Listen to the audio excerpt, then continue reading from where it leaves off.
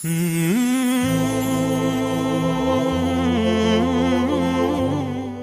اللہ الرحمن الرحیم والصلاة والسلام علی رسولہ الکریم وعلی آلہ وصحبہ اجمعین۔ انسان دنیا میں جاہل پیدا ہوتا ہے، نہ اس کی اپنی کوئی زبان ہوتی ہے، نہ اس کا اپنا کوئی طریقہ زندگی ہوتا ہے۔ گود میں لینے والے اسے زبان بھی سکھا رہے ہوتے ہیں اور طرز زندگی بھی سکھا رہے ہوتے ہیں۔ اس کے مقابلے میں جتنی مخلوق ہے انسان کے علاوہ، وہ ساری انتہائی تعلیم یافتہ پیدا ہوتی، اور مسائے مارا ایک جنگل ہے، کینیا سے شروع ہوتا ہے، تنزانیہ تک جاتا ہے، 5000 کلومیٹر کا ہے۔ تو اقبال کا ایک شعر ہے کہ پرواز ہے دونوں کی اسی ایک فضا میں، کرگس کا جہاں اور ہے شاہین کا جہاں اور۔ شاہین عقاب کو کہتے ہیں، کرگس گدھ، اب تو نظر ہی نہیں آتی، ہمارے یہاں بے شمار ہوتی تھی۔ تو اب یہ منظر، اب گدھ کیا ہے، اس کے سامنے تازہ گوشت رکھو وہ نزدیک بھی نہیں جائے گا، بدبو آ رہی ہو پھر وہ کھائے گا۔ اور عقاب کے سامنے آپ تھوڑا پرانا گوشت رکھو وہ دیکھے گا بھی نہیں، تازہ ٹپکتا خون عقاب کھائے گا۔ تو ہم صبح صبح نکلے، وہیں اندر ہی ایک ہوٹل تھا، 5 اسٹار ہوٹل ہیں سارے جنگلوں میں۔ تو ہم صبح صبح ہمیں گائیڈ لے کے نکلا، تو میں نے گدھ کو دیکھا، وہ ایک پنجرے پر بیٹھا ہوا تھا، اور عقاب کو دیکھا وہ بوٹی نوش رہا تھا دوسری جگہ تھوڑے سے فاصلے سے۔ تو عقاب کو یہ کون بتاتا ہے تیرے لیے غذا تازہ گوشت ہے، اور گدھ کو یہ کون بتاتا ہے کہ تیری غذا بدبودار گوشت ہے۔ سانپ کو کیسے پتہ چلتا ہے کہ میرے منہ میں تھیلی ہے زہر کی۔ عقاب جب پکڑتا ہے نا سانپ کو، تو سب سے پہلے اس کے سر کے اوپر رکھتا ہے اپنا پنجہ، پھر اس کے سر کو یوں ایسے ایسے مسلتا ہے، ایسے ایسے مسلتا ہے، یہاں تک کہ اس کی ساری زہر کی تھیلی اس کو وہ ختم کر دیتا ہے، پھر اسے کھاتا ہے۔ تو انسان پیدائشی جاہل ہے، اس کے لیے اللہ تعالیٰ نے اپنی کتابیں اتاری، جس میں آخری کتاب قرآن ہے۔ قرآن ہمیں بتاتا ہے کہ ہمیں پیدا کیوں کیا گیا، قرآن ہمیں بتاتا ہے کہ ہم زندگی کیسے گزاریں، پھر قرآن ہمیں کامیابی ناکامی کے پیمانے بتاتا ہے کہ کامیاب کون ہے، ناکام کون ہے۔ تو کتاب کا طرز یہ ہوتا ہے کہ پہلے پری فیس، مقدمہ جس کو کہتا ہے کہ مقدمۃ الکتاب، اس میں مصنف اپنی بات کو خلاصہ کر کے پیش کرتا ہے کہ میری کتاب کا موضوع یہ ہے۔ وہ سورۃ فاتحہ ہے جو مقدمۃ الکتاب ہے، پیش لفظ، پری فیس، وہ سورۃ فاتحہ ہے کہ سارا قرآن 3 چیزوں پہ بنیاد کرتا ہے: توحید، رسالت اور آخرت، اور اس آخرت میں کامیابی۔ تو سورۃ فاتحہ میں ایک بہت خوبصورت طریقے کے ساتھ اللہ تعالیٰ نے اس کو بیان کیا ہے۔ پھر مصنف جو ہوتے ہیں نا قابل، وہ جب آخر میں آتے ہیں، یہ ناولوں کی بات نہیں ہے، جو علمی کتابیں ہوتی ہیں، تو وہ آخر میں جب آتے ہیں نا، تو پھر اپنی کتاب کی سمری کو اس آخری چند الفاظ میں بیان کرتے ہیں۔ تو میں نے سورۃ 30واں پارہ پڑھتے ہوئے ایک دفعہ سوچا کہ اس میں سمرائز ہونا چاہیے، یعنی اس کی مختصر اللہ کو بتانا، جو طریقہ ہے کتاب کا وہ تو اللہ کے ذمے تو کوئی شے کوئی نہیں ہے، وہ تو ہر ذمہ داری سے پاک ہے، لیکن کتاب کا تقاضا یہ ہے کہ آخر میں بتایا جائے کہ بھائی میری کتاب کا خلاصہ یہ ہے۔ تو جیسی توحید 30ویں پارے میں بیان ہوئی ہے، کسی پورے قرآن میں ایسی بیان نہیں ہوئی۔ جیسی نبی کی تعارف 30ویں سپارے میں ہے، ایسا پورے قرآن میں نہیں ہے۔ جس طرح اللہ تعالیٰ نے جنت اور دوزخ کو 30ویں پارے میں بیان کیا ہے، پورے قرآن میں ایسا نہیں ہے۔ اور زندگی کی اور پیروی کس کے پیچھے چلیں کہ ہم مقصد کو پالیں، جتنا اس کو 30ویں سپارے میں بیان کیا کہیں نہیں بیان کیا۔ یہ ہمارے بچے بیٹھے نا، تو کچھ سال پہلے ہم ایسے بیٹھے ہوتے تھے اور ہمارے بڑے بزرگ وہ ہمارے سامنے بیٹھے ہوتے تھے، تو اب ہم پیچھے ہوتے جا رہے ہیں۔ یا اللہ ان کی زندگیوں میں برکت دے، عمر میں اضافہ کرے، یہ آگے آ رہے ہیں۔ توحید، لا الہ الا اللہ، یہ جیسے اللہ تعالیٰ نے 30ویں پارے میں بیان کیا ہے، پورے قرآن میں اس طرح اللہ بیان نہیں ہوا۔ قل هو اللہ احد، قل هو اللہ احد، ہوا پھر اللہ پھر احد۔ اچھا، یہ صورت آئی کیسے تھی کہ قریش کہنے لگے ہمیں تو اپنے باپ دادے کے نام یاد ہیں، تو بھی اپنے رب کا کوئی نسب نامہ سنا، کوئی خاندان بتا کہ تیرے رب کا کیا خاندان ہے۔ تو اس پہ جبریل آئے یہ صورت لے کر کے قل، کہیے۔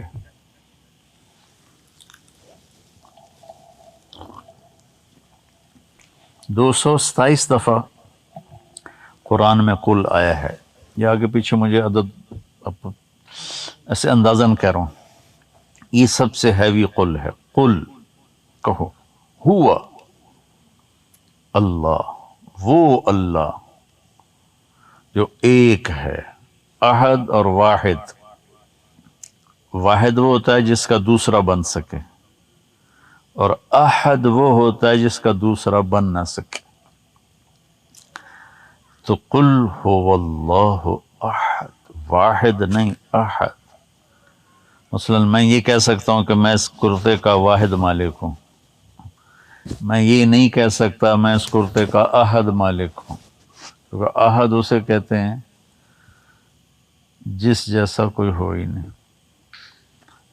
اچھا، فرد ہے، کوئی رشتہ کوئی نہیں، اللہ الصمد، اس کا کوئی رشتہ کوئی نہیں، سب سے بے نیاز ہے۔ جگہ، دیکھو ہم سب جگہ میں بیٹھے نا، تو وہ کہتا ہے لا یحویہ مقام ولا یشتمل علیہ زمان، کہ تمہارا رب جگہ سے بھی پاک ہے، سبحان اللہ۔ کیونکہ جگہ تو مخلوق ہے اور وہ خالق ہے، خالق مخلوق میں کیسے آئے گا؟ لم یلد، کسی کا باپ نہیں، لم یولد، کسی کا بیٹا نہیں، ولم یکن لہ کفوا احد، پھر آ کے ضرب لگائی، کوئی ایسا ہے تو دکھا دو۔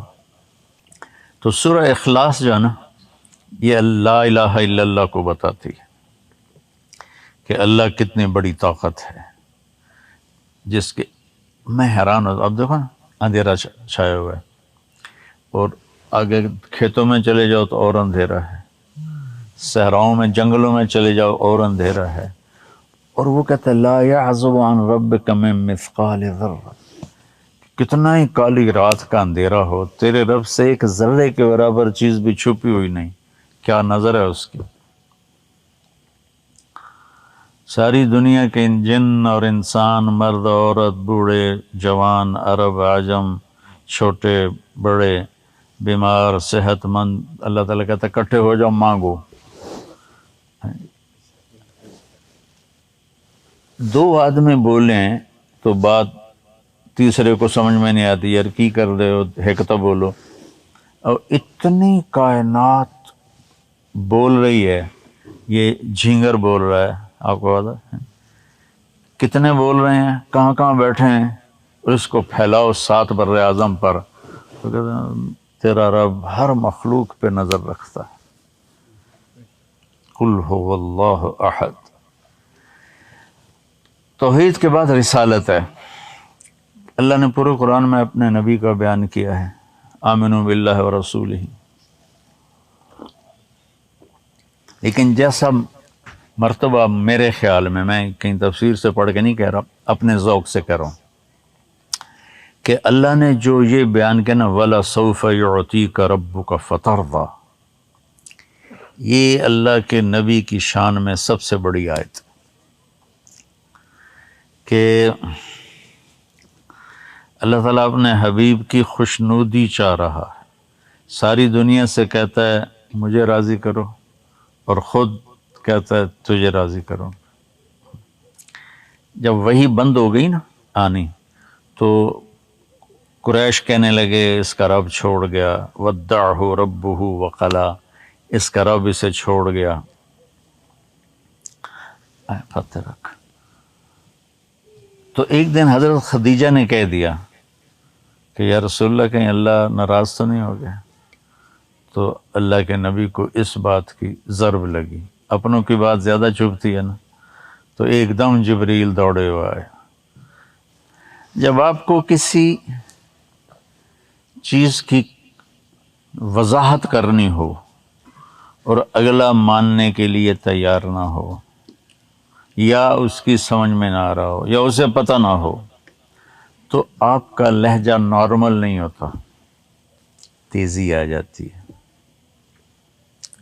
یار ہونے تو میں تو اندر سے آتے ہوں کی ہو گیا یار، وَالضُّحَىٰ وَاللَّيْلِ إِذَا سَجَىٰ مَا وَدَّعَكَ رَبُّكَ وَمَا قَلَىٰ وَلَلْآخِرَةُ خَيْرٌ لَكَ مِنَ الْأُولَىٰ وَلَسَوْفَ يُعْطِيكَ رَبُّكَ فَتَرْضَىٰ، یہ لہجہ ہے یہاں قرآن کا۔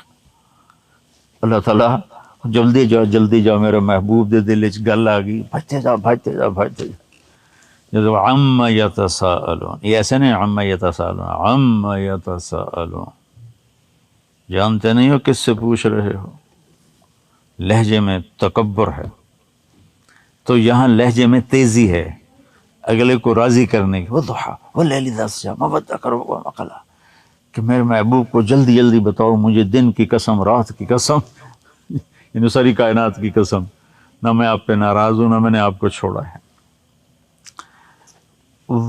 اس کے بعد وَلَسَوْفَ يُعْطِيكَ رَبُّكَ فَتَرْضَىٰ، اللہ تعالیٰ فرما رہے ہیں کہ میرے محبوب میں آپ کو اتنا دینے والا ہوں کہ آپ کو خود نہیں پتہ، آپ راضی ہو جائیں گے۔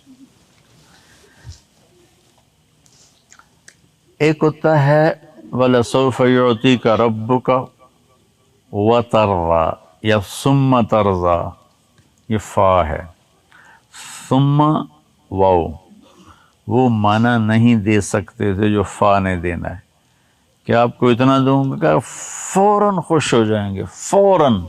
تو یہ جو یہ ہے فا، کہ میرا محبوب جب میں پردہ ہٹاؤں گا نا آپ کی نعمتوں کو جو میں دینے والا ہوں، تو آپ ایک ایسے راضی ہو جائیں گے۔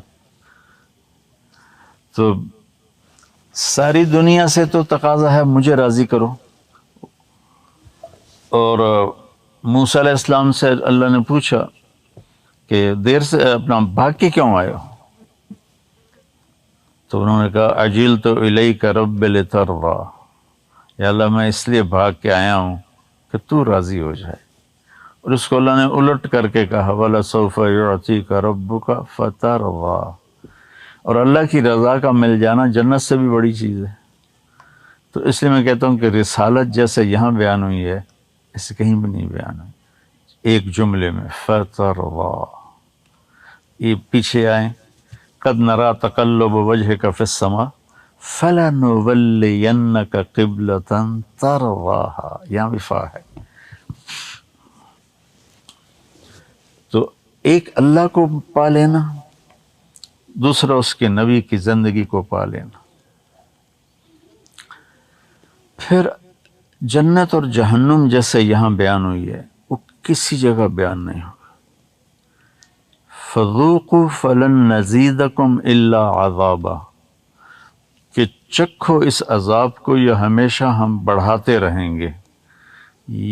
اللہ نے بڑی جہنم بیان کی ہے، مختلف جگہ پر بیان کی، آج ہم نے سنی بھی 30ویں پارے میں آتی رہی، لیکن یہ ایک جملہ جہنم کے پورے بیانات میں سارے جملوں پر بھاری ہے کہ فَلَن نَّزِيدَكُمْ إِلَّا عَذَابًا، کہ اب یہ عذاب ہمیشہ بڑھتا رہے گا، کبھی کم نہیں ہوگا۔ تو جیسے ایٹم بم ہوتا ہے، چھوٹا ہوتا ہے لیکن پھٹتا ہے تو دنیا تباہ ہو جاتی ہے، یہ آیت ایٹم بم کی طرح ہے، نافرمانوں کے لیے۔ اور جنت میں جو کہتا ہوں کہ جیسی جنت اللہ نے یہاں بیان کی ہے تو آپ کا ذہن جاتا ہوگا ویل للمطففین کی طرف کہ ان الابرار لفی نعیم علی الارائک ینظرون تعرف فی وجوہہم نظرۃ النعیم۔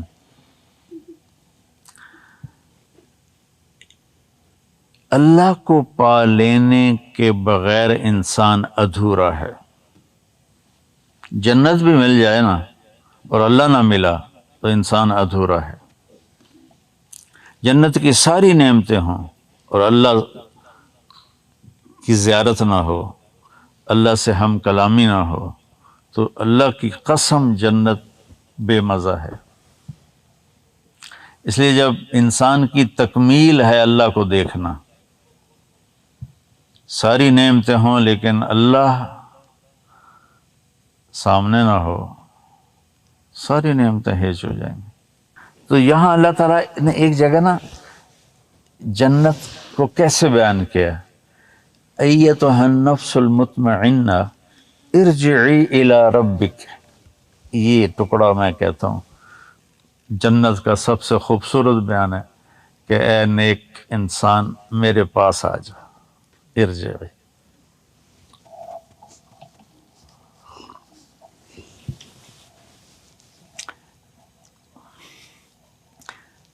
ارجعی میں انتظار کا معنی پایا جاتا ہے، کب لوٹو گے،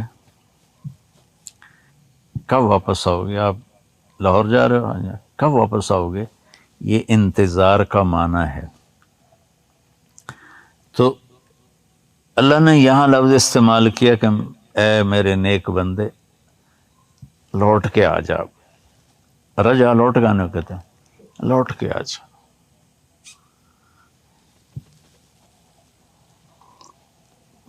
اس میں اللہ تعالیٰ نے اپنا شوق دکھایا ہے، میرے پاس آ جا، ارجعی الی ربک راضیۃ مرضیہ۔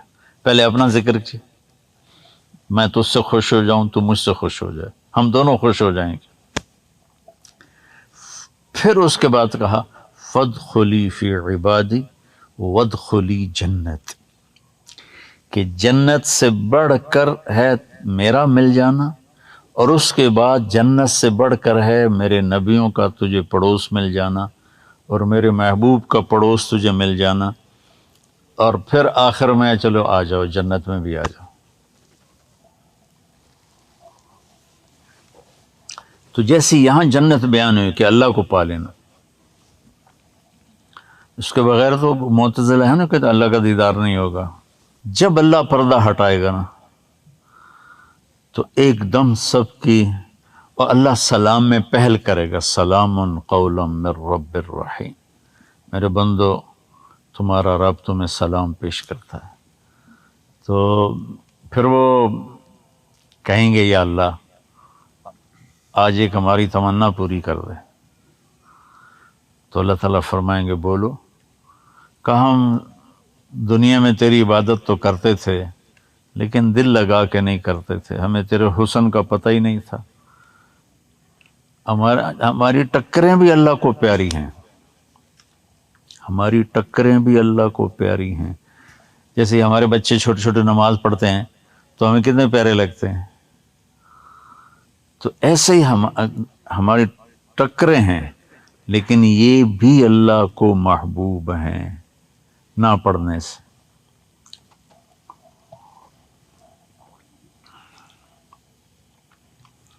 تو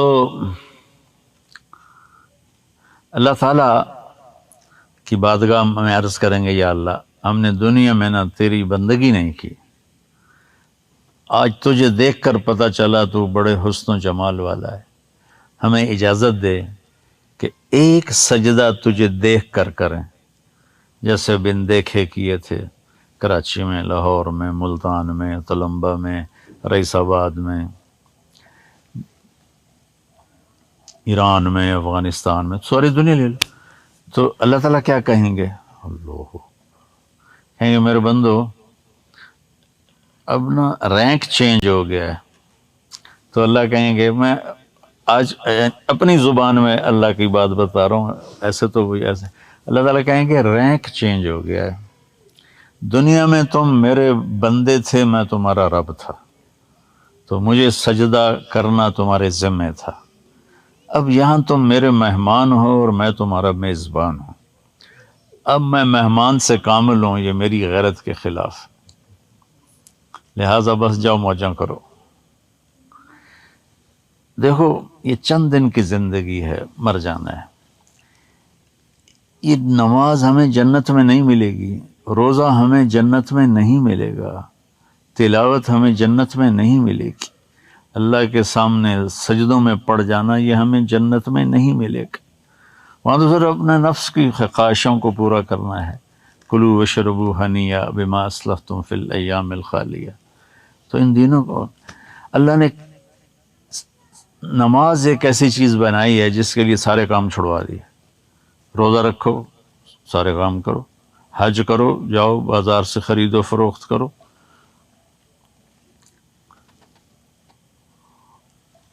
یشہدوا منافع لہم، زکوٰۃ 2 منٹ کا کام ہے، صرف نماز ایسی ہے جس میں لے کہتا ہے کٹ جاؤ، آ جاؤ، اللہ اکبر، اب میں تجھے یاد آ رہا ہوں تو بھی میں خوش ہوں تیرے اوپر، نہیں آ رہا تو بھی میں خوش ہوں تیرے اوپر۔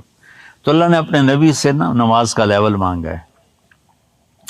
یہ گلاس ہے نا آپ دیکھ رہے ہیں، اب اس میں پانی کا ایک قطرہ نہیں ہے، ٹھیک ہے نا، عربی میں اس کو کہتے ہیں فراغ، کہ افرغت الکاس، میں نے گلاس کو خالی کر دیا۔ تو صرف نماز میں اللہ نے کہا ہے فَإِذَا فَرَغْتَ فَانْصَبْ وَإِلَىٰ رَبِّكَ فَارْغَب۔ فَإِذَا فَرَغْتَ اور ارغب اخیر میں کا فرغب۔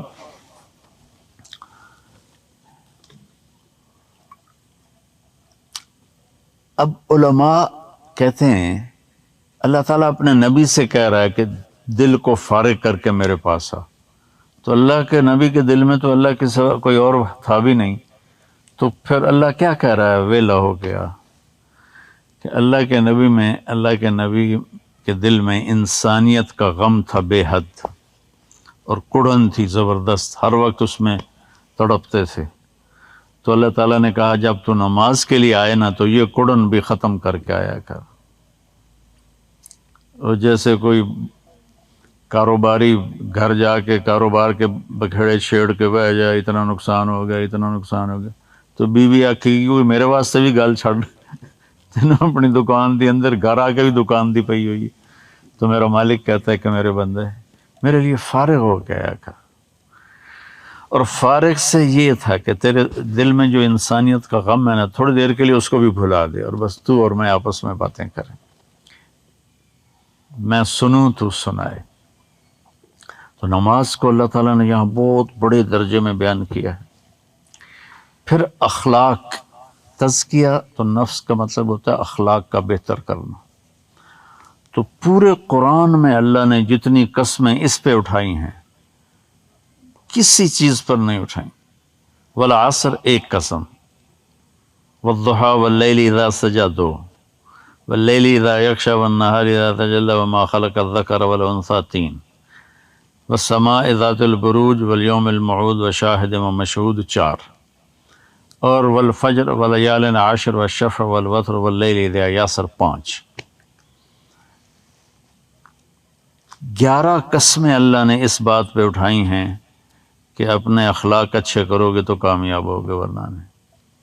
والشمس وضحاها والقمر اذا تلاها والنہار اذا جلاها واللیل اذا یغشاها والسماء وما بناها والارض وما طحاها ونفس وما سواها۔ تو قسم ہم کیوں اٹھاتے ہیں؟ اپنی بات کو وزنی کرنے کے لیے۔ قسم کیوں اٹھاتے ہیں؟ اپنی سچائی کو ثابت کرنے کے لیے۔ قسم ہم کیوں اٹھاتے ہیں؟ اپنے آپ کو بے گناہ ثابت کرنے کے لیے۔ اللہ کو تو قسم کی ضرورت نہیں، کو قسمیں اٹھا کر کے کہ میں جو گل کر رہے ہیں ٹھیک کر رہے ہیں۔ لا ریب فیہ بھی کہہ دیا، لا مبدل لکلمات بھی کہہ دیا، لا تبدیل لکلمات اللہ بھی کہہ کر پھر اللہ تعالیٰ کہتا ہے میرے بندے مجھے سورج کی قسم جب وہ نکلتا ہے، مجھے چاند کی قسم جب وہ آتا ہے، مجھے دن کی قسم جو روشن کرتا ہے، مجھے رات کی قسم جب وہ چھا جاتی ہے، مجھے دھرتی کی قسم اور اس کے رب کی قسم، مجھے زمین کی قسم اس کے رب کی قسم، اور آخری قسم ہے جذباتی، مجھے تیری قسم تیرے رب کی قسم، اب تو میری بات مان جا کہ اپنے من میں ڈوب کر پا جا سراغ زندگی، کہ اپنی برائیاں دیکھا کرو۔ تو 11 قسمیں کھانے کے بعد اللہ نے کہا اگر تمہارے اخلاق اچھے ہوں گے تو تم کامیاب ہو۔ 11 قسمیں تزکیہ، اس میں کلمہ بھی آ گیا، عبادت بھی آ گئی، اور اگر اپنے خراب کرو گے تمہاری بربادی اور تباہی۔ تو یہ تھوڑا سا خلاصہ تھا 30ویں پارے کا۔ میں نے کہا ویسے بھی آج مبارک رات ہے، تو یہ ہم جو کر رہے ہیں باتیں، مجھے ایک حدیث یاد آ گئی، حضرت ابو ہریرہ نے فرمایا مذاکرۃ العلم ساعۃ خیر من احیاء لیلۃ القدر عند الحجر الاسود، کہ چند گھڑی علم کا مذاکرہ، جیسے ابھی ہم نے تو آدھا پونا گھنٹہ بات کی ہے، لیلۃ القدر پکی ہو، ہم تو کہہ رہے ہیں پتہ نہیں ہے یا نہیں، وہ کہتے ہیں لیلۃ القدر پکی ہو اور تو حجر اسود کے سامنے کھڑا ہو کر نفل پڑھ رہا ہو، اور ساری رات تو نفل پڑھے،